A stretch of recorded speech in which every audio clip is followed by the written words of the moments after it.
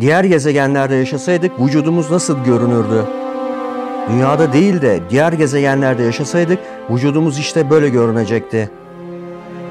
Güneş sistemindeki diğer gezegenlerde ekstrem derecede yüksek veya düşük sıcaklıklar görülürken dünyamız bize yaşama en uygun şartları sunuyor. Peki evrimsel baskıyı da hesaba katarak farklı gezegenlerde yaşayacak olsaydık o şartlara vücutlarımızın nasıl evrilmesi gerekirdi? Dünyanın üzerimize uyguladığı çekim gücü ve basınç gibi birçok faktör vücut şekillerimizin ve ağırlığımızın şekillenmesinde rol oynuyor. Bu da farklı karakteristiklere sahip olan ortamlarda, yani farklı gezegenlerde burada olduğumuzdan farklı ağırlıkta, hatta zorla farklı şekillerde olabileceğimiz anlamına geliyor. Elbette bu şekil değişikliğinden sonra yaşar mıyız, orası ayrı.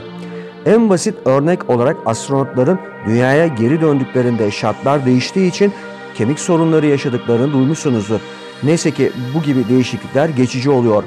Peki kalıcı olarak farklı bir ortamda, hatta farklı bir gezegende yaşamamız gerekseydi vücudumuz farklı şartlara nasıl ayak uydurmak zorunda kalırdı? Brightside'ın oluşturduğu görsellere gelin hep birlikte bakalım arkadaşlar.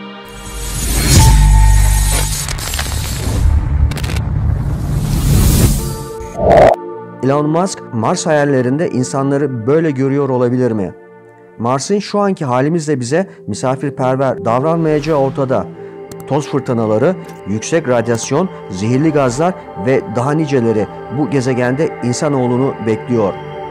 Peki evrim süreci burada gerçekleşseydi insanlar nasıl görünürdü? Mars'ın yerçekimi gezegenimizden daha az olduğundan muhtemelen daha uzun ve güçlü bir vücudumuz olurdu. Ayrıca dünyaya nazaran daha az güneş gören Mars'ta güneş ışığını alabilmek için daha büyük gözlere ihtiyacımız olurdu. Son olarak gezegenin şartları gereği ten rengimiz turuncuya daha yakın olurdu. Gaz devi olarak tanıdığımız devasa Jüpiter'de zemin yok. Jüpiter'deki yüksek basınç, sıcaklık ve katı olmayan zemin işleri bayağı zorlaştırıyor.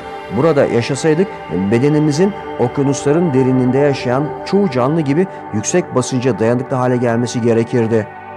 Ayrıca burada yaşamımızı yüzerek geçireceğimizden yüzgeçlere ve perdeli ellere ve ayaklara ihtiyaç duyardık. Son olarak Jüpiter'in radyasyonundan korunmak için kabuklara ihtiyacımız olurdu. Satürn'deki insan modeli aynı anda hem dost canlısı hem de düşman gibi görünüyor. Ortalama yoğunluğu sudan düşük olan Satürn'de hareket etmek Jüpiter'e göre biraz daha zor. Bu sebeple burada oldukça hafif olmak gerekiyor. Sonuç olarak deniz anasının yapısı bu gezegene uygun görülmüş.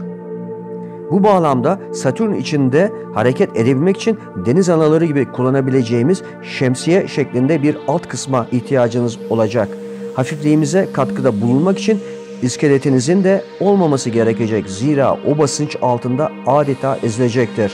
Karakterimizin havalı görünüşü sizi yanıltmasın. Merkür'ün de diğerinden geri kalır yanı yok.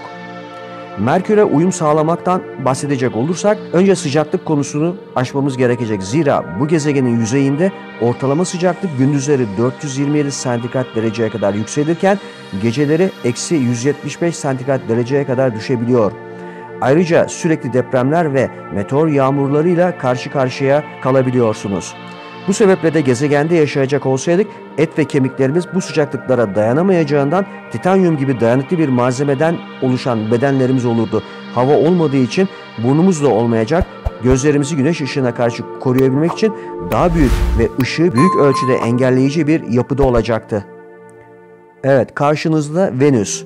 Maalesef Merkür'den de zor şartlar sunan Venüs'te insanın alacağı şekil konusunda pek seçeneği yok. Gezegenin 450 dereceyi aşan yüzey sıcaklığı yetmezmiş gibi birden nereden çıkacağı belirsiz volkanik patlamalar ve depremler endişe sebebi olacak.